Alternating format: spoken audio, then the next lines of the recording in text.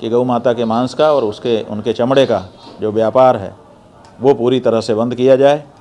गौ कसी करने वाले लोगों के ऊपर सख्ती बरती जाए। संसद में भी हम लोग देख रहे हैं कि मुसलमान जो सांसद हैं वो तो कह रहे हैं कि गौ माता को राष्ट्र माता घोषित करो, कि अपने आप को हिंदू घोषित करने वाले सांसद विधायक अलग अलग विधानसभाओं और संसद में बैठे हुए हैं, वो क्यों इसमें देरी कर रहे हैं? गौ माता को राज्य माता घोषित करने का विचार आपके मन में क्या है बताइए। गौ माता के पक्ष में खड़े होकर के अपने आप को असली हिंदू घोषित करिए, नहीं तो जनता की नज़र में आप नकली हिंदू होंगे।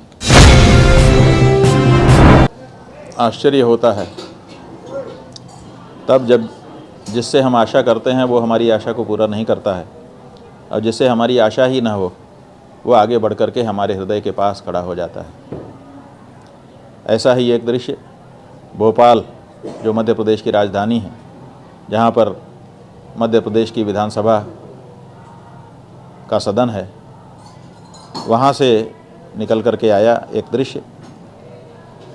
भोपाल उत्तर के विधायक श्रीमान अतीक अकील जी हैं, जिन्होंने विधानसभा में एक अशासकीय संकल्प पेश किया है और अपने संकल्प के माध्यम से उन्होंने कहा है कि गौ माता को राष्ट्र माता का दर्जा दिया जाए, और जब उनको हिंदू धर्म में जिस धर्म के पालन करने वाले हमारे देश में बहुसंख्यक मात्रा में रहते हैं, तो उनकी इच्छा के अनुसार गौ माता को पूर्ण सम्मान दिया जाए। उन्होंने ये भी कहा है कि गौ माता के मांस का और उनके चमड़े का जो व्यापार है वो पूरी तरह से बंद किया जाए। गौ कसी करने वाले लोगों के ऊपर सख्ती बरती जाए, और गौ माता की मृत्यु अगर हो जाए तो पूरे सम्मान के साथ उनकी अंतिम संस्कार की व्यवस्था हो। ये मांग हिंदू, स्वयं को हिंदू कहने वाले विधायकों के द्वारा मांगी जानी चाहिए थी। ये संकल्प उनके द्वारा प्रस्तुत किया जाना चाहिए था, लेकिन चूक रहे हैं हिंदू अपना धर्म पालन करने में, चूक रहे हैं हिंदू अपने आप को हिंदू कहलवाने में।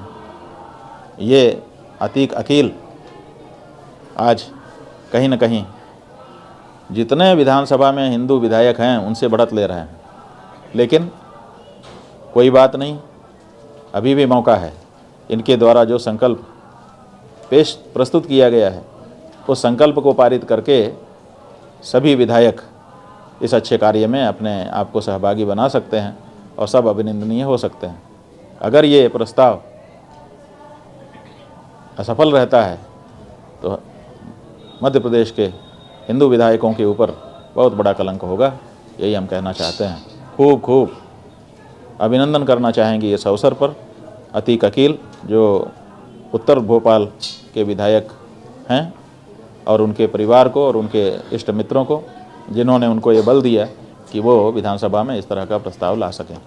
संसद में भी हम लोग देख रहे हैं कि मुसलमान जो सांसद हैं वो तो कह रहे हैं कि गौ माता को राष्ट्र माता घोषित करो, लेकिन तथाकथित जो अपने आप को हिंदू कहने वाली पार्टी है, या जो अपने आप को हिंदू कहने वाले विधायक हैं दूसरी पार्टियों के, वो लोग कहीं ना कहीं इस मामले में चूक रहे हैं। इसलिए हमारा ये कहना है कि साहब को इस मामले में आपकी क्या आस्था है, आपकी आस्था अगर मर गई है तो भी आप जिनके प्रतिनिधि हैं उस जनता की तरफ से इस प्रस्ताव का समर्थन करने की और इस तरह के प्रस्ताव लाने की आवश्यकता है।